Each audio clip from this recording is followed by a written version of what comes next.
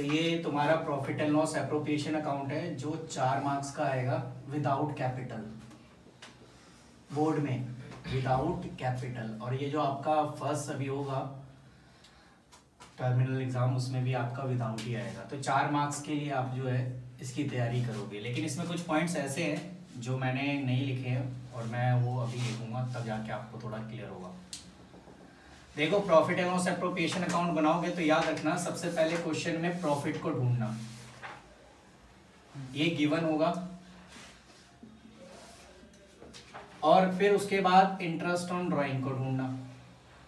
अगर दिया है तो ठीक है, नहीं दिया है तो मत लेना, ठीक है ना। ये भी आपको क्वेश्चन में गिवन होगा। अगर नहीं दिया है तो कोई चीजें निकालने की जरूरत नहीं है, फिर आप मत लेना। जब आप 2 चीज यहां पे पुट कर दोगे, उसके बाद आप देखना डेबिट साइड क्या क्या एलिमेंट आ सकता है।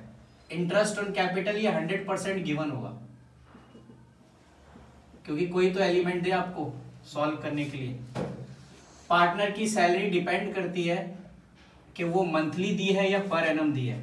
अगर मैं कहता हूं मिस्टर ए है, उस 5000 पर मंथ कमा रहा है, तो आप पर मंथ मत लिख देना, पहले आप क्या करना, यस 5000 मल्टीप्लाई बाय 12, 60,000। ये जो 60,000 है यही आपने, चाहे वो सैलरी है या कमीशन है। अच्छा, कमीशन पे भी मैं आपको नीचे पूरी सारी बातें लिख दूंगा। ये जनरल रिजर्व याद रखना, वैसे ज्यादातर पॉइंट नहीं आते, लेकिन मैंने यहाँ लिख दिया ताकि ये ना हो कि भैया ने ये वाला पॉइंट नहीं बताया। जनरल रिजर्व के केस में याद रखना, वो ये कहेगा कि 10% रिजर्व फ्रॉम द प्रॉफिट या ऑफ द प्रॉफिट, कुछ भी लिखा होगा। तो क्या करना, जो क्वेश्चन में प्रॉफिट दिया होगा ना, इसका 10% निकाल के यहां रख देना।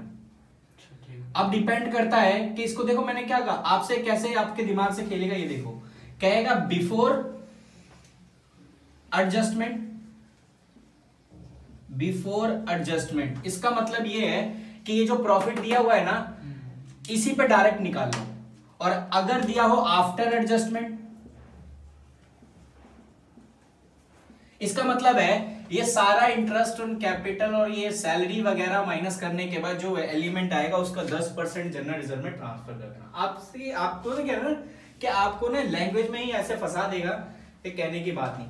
आफ्टर का मतलब होता है बाद में, और बिफोर का मतलब होता है पहले। मैंने यहाँ ना नेट प्रॉफिट लिखा है, उसके नीचे एक छोटी सी लाइन लिखी है, और इस लाइन का इतना ज्यादा इंपॉर्टेंस है, आप कहने की बात नहीं। छोटी सी चीज में आप जो है मार खा जाओगे। कह रहा है before adjustment but after interest on loan. मैं कहता हूं यहां पे कुछ इस तरीके से एग्जांपल दे रहा हूं कि लिखा होगा नेट प्रॉफिट 1.5 लाख, और नीचे लिखा हुआ है इंटरेस्ट ऑन लोन 500। अब आप क्या करते, 1,50,000 यहां लिख देते, इंटरेस्ट ऑन लोन यहां लिख देते, आपका आंसर फिर भी आता, आपका आंसर फिर भी आएगा। लेकिन गलती कहां होगी ये देखो। अगर वो कहता है partner entitle 5% commission on net profit, यहां पे आपका जो है काम गड़बड़ हो जाएगा कि पार्टनर को जो है 5% कमीशन मिल रहा है नेट प्रॉफिट पे, बट ये नेट प्रॉफिट नहीं है। नेट प्रॉफिट होगा आफ्टर इंटरेस्ट ऑन लोन, या इसकी जगह ये भी हो सकता है नेट प्रॉफिट आफ्टर सैलरी, लेकिन कमीशन दिया जाता है बिफोर सैलरी पे। मेरी बात समझ में आई? यहां गड़बड़ कर दो, इस चीज से तुम्हें बचना है। तो आप ये याद रखना, जब भी क्वेश्चन में इंटरेस्ट ऑन लोन हो और आपका नेट प्रॉफिट हो तो पहले इसे माइनस कर लेना, क्योंकि देखो आप 1.5 यहाँ पे 1,50,000 लिखो, 500 यहाँ लिखो, आपका प्रॉफिट आएगा। बात वही है, मैं माइनस करके लिख रहा हूं, आप 150 इधर लिख दोगे, 500 यहाँ लिख दोगे, आंसर आएगा। लेकिन गलती कहां हो जाएगी, जब आप इंटरेस्ट कमीशन निकालोगे ना, तब आपका आंसर गलत हो जाएगा, क्योंकि ये तो बोला 5% ऑन नेट प्रॉफिट, बट ये नेट प्रॉफिट थोड़ी है, इसको ग्रॉस प्रॉफिट बोलते हैं। फिर आप ग्रॉस प्रॉफिट पे निकालोगे। और मैनेजर कमीशन का और है बिफोर एंड आफ्टर, इसका भी कंडीशन बता देता हूं।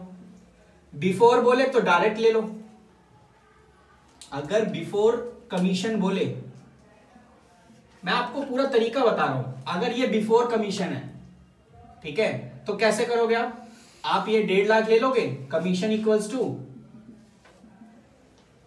1.5 लाख और कितना परसेंट, 5% बोला, 5/100।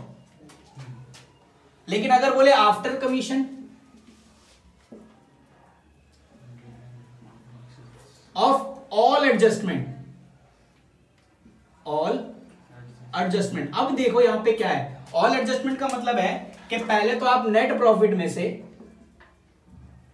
ये भी माइनस करो, ये भी माइनस करो, ठीक है, यानी नेट प्रॉफिट में से माइनस करो पहले इंटरेस्ट ऑन कैपिटल, फिर किसी की पार्टनर की सैलरी है तो सैलरी भी प्लस कर दो माइनस करने के लिए, और फिर इसे माइनस करने के बाद जो एलिमेंट आएगा उसका 5/105 यानी उस कमीशन का भी उसमें इंक्लूड करना है। ये है आफ्टर और बिफोर का कॉन्सेप्ट। ये प्लस करना माइनस करना सैलरी को, सैलरी मतलब ये जितने भी इंटरेस्ट ऑन कैपिटल और खर्चे तो है जोड़ के मैंने माइनस कर दिया, ये लो मैं यहाँ पे, हाँ मैंने ब्रैकेट लगा दिया वैसे, ये लो, यानी नेट प्रॉफिट में से interest on capital salary minus करोगे तब इस लाइन का मतलब समझ में आ जाएगा।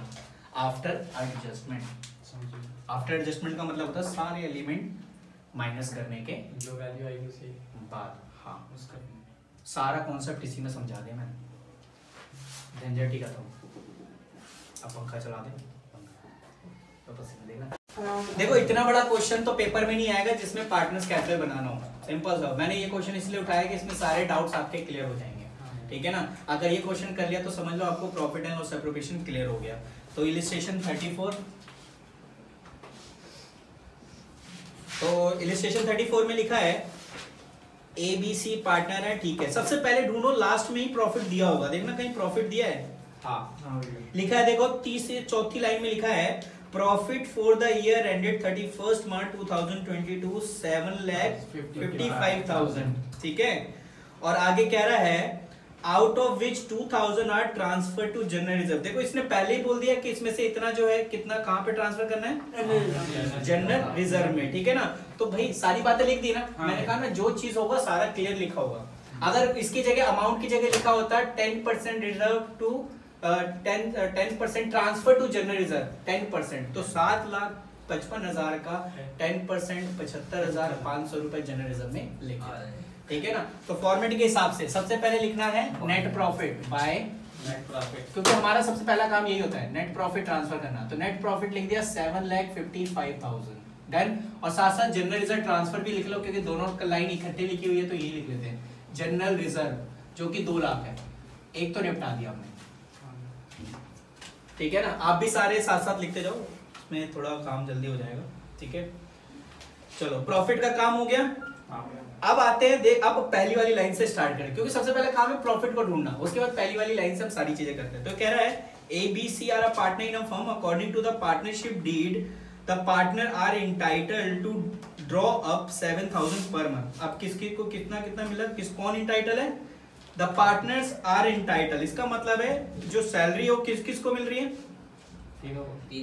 तीनों को बोला इसने, 3 अमाउंट दे रखे ना 7, 6, 5। अरे ये तो ड्राइंग है, 7, अबे वो तो ड्राइंग है भाई। बी और सी को मिलेगा, फर्स्ट जब पार्टनर्स आए तीनों को तो मिलेगा। Who is the partner entitle, ABC, B और सी को मिलेगा अकॉर्डिंग टू द पार्टनर्स। हाँ पार्टनर सारे लिखे ना, हाँ, तो सबको मिल रहा है 7,000 पर मंथ। हाँ 82,000 कितना, 82,000 सबको 82,000 मिलेगा, और चलो कहते हैं 84 7,000 पर मंथ, हाँ ठीक है। Profit for the year ended general reserve, ये नीचे देखो लास्ट वाली लाइन में यहाँ पे मेंशन है ड्रॉ अप 7,000 पर मंथ, ठीक है। इंटाइटल जो है, अबे ड्रॉ अप लिखा हुआ निकाला है भाई, वो सैलरी थोड़ी है, क्या बात कर रहे हैं। The partner I entitle draw up 7,000 per month. इसमें कह रहा है the first day of every month ABC, एक ने 7,000 निकाला, एक ने 6,000 निकाला, एक ने 5,000 निकाला। ये तो इंटरेस्ट ऑन ड्राइंग के लिए, पागल यार तुम भी ऐसी बातें करते हो। Interest on capital and interest on drawing are fix 8% और 10% respectively. Profit for the year ended 31 March ये दिया हुआ है। Out of this transfer B and C are get a salary 30,000 45,000 per annum, per month नहीं लिखा, per annum लिखा तो direct लिख दो। हो गया। यस, किस किस को मिल रहा है सैलरी, बी और सी बी और सी को, एक को मिला, पहले वाले को बी को कितना मिला 30,000 और दूसरे वाले को 45 दोनों को जोड़ के 75। इंटरेस्ट ऑन कैपिटल तो निकाल लोगे ना? हाँ इंटरेस्ट ऑन कैपिटल जो कि फिक्स ही है, निकाल के बता दो एबीसी का कितना आया।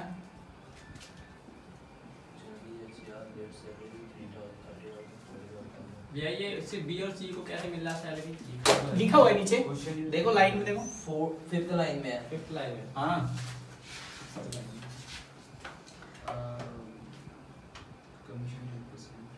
दोनों को 30,000। अबे दोनों को नहीं, एक को 45 है।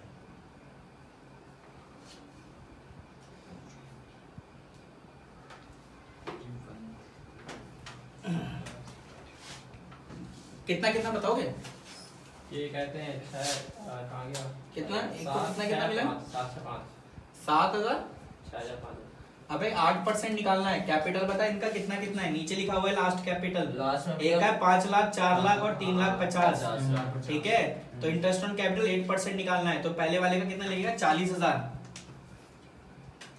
8 लाख का 5% और दूसरा है 4 लाख, इसका लेंगे तो 32,000। इसका जो डायरेक्ट अमाउंट है इनटू 8/100 करना है ना। हाँ और क्या, इसमें क्या करना है, इसमें तो डायरेक्ट ही निकालो। और 3,50,000 में क्या होना 28,000। ओके, तो ये 3 पॉइंट्स तो आपके हो गए। एक का इंटरेस्ट ऑन कैपिटल है 40, एक का 32 और एक का 28, तो टोटल तीनों को जोड़ के लिख देंगे, ये हो जाएगा आपका 1 लाख।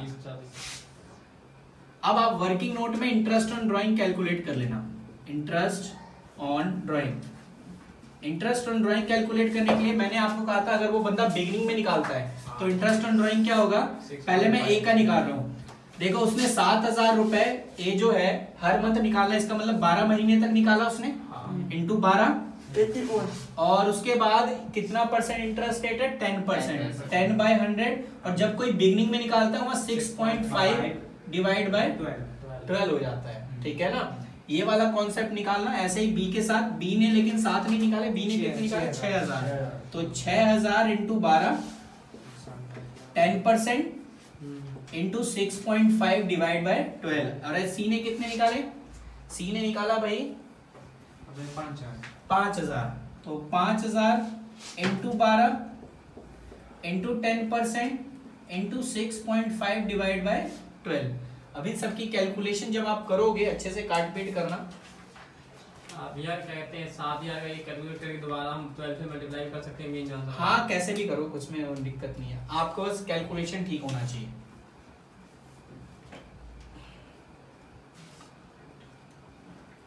एक का आ गया 4,550, एक का आ गया 3,900 और एक का हो गया 3,250।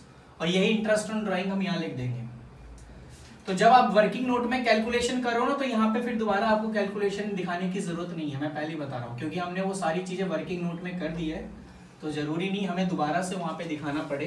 तो आप यहाँ पे डायरेक्ट वैल्यू लिख सकते हो 11,700। ठीक है, अब आते हैं जिसके लिए ये हमने क्वेश्चन उठाया था, क्योंकि कहीं ना कहीं हमने सारी चीजें तो हमें पता है कि ये इधर आता है, ये इधर आता है। मेन चीज क्वेश्चन था कमीशन के रिगार्डिंग, जो मैंने आपको कमीशन से रिलेटेड समझाया था। तो पहले तो आप ये वैल्यू लिख लो, उसके बाद फिर हम कमीशन से रिलेटेड बात करते हैं।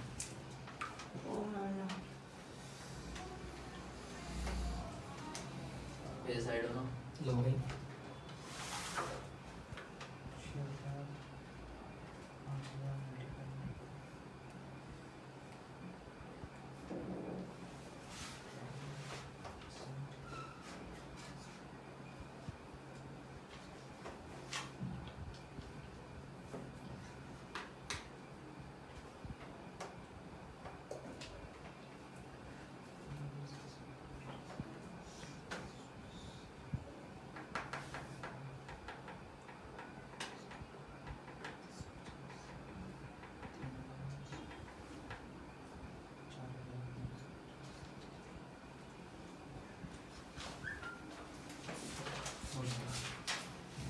लिख लिया? हाँ अब जरा वो वाली लाइन देखना, ये कमीशन चार्जिंग कमीशन। हाँ, ऊपर से नीचे से आप तीसरी वाली लाइन में पढ़ोगे जब उनका जो सैलरी गिवन है ना, B and C are get to salary हाँ 30,000 and 45,000, उसके बाद से लाइन जो है is to receive commission on 10% on distributed Profit profit after after charging. अब जरा इस वाली लाइन को देखना, मैं आपको जो लाइन समझाने क्योंकि मैंने कहा ना, लैंग्वेज अगर आप समझ जाते हो तो आप चाहो तो आप अपने पेन से बुक में लिख लो या पेंसिल से लिख लो, किसी चीज से लिख लो, ताकि जब आप दोबारा रिवीजन करना है तो दिक्कत ना आए। यहाँ एक वर्ड लिखा हुआ है कि A is to receive at a 10% commission, किस पे? On distribute profit. यहाँ वर्ड डिस्ट्रीब्यूट प्रॉफिट है।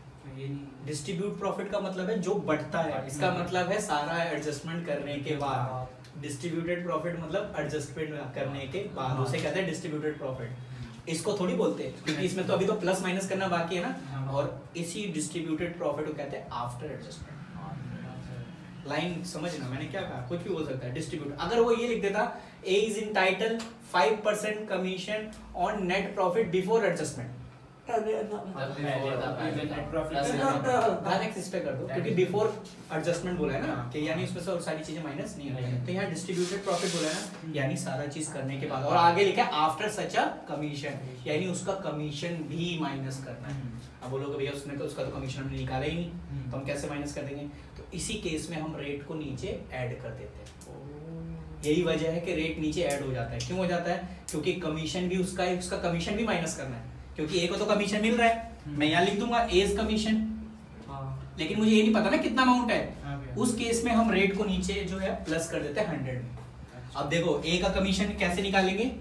एज कमीशन इक्वल्स टू होगा आफ्टर एडजस्टमेंट डिस्ट्रीब्यूटेड प्रॉफिट बोला है ना, आफ्टर एडजस्टमेंट का मतलब है 7,55,000 और इधर कितना 11,700 माइनस 2,75,000, 1 लाख। तो मैं डायरेक्ट 3,75,000 कर दूं। हाँ 3,75,000 ये, और इसके बाद जो अमाउंट आएगा ना उसका 5/105,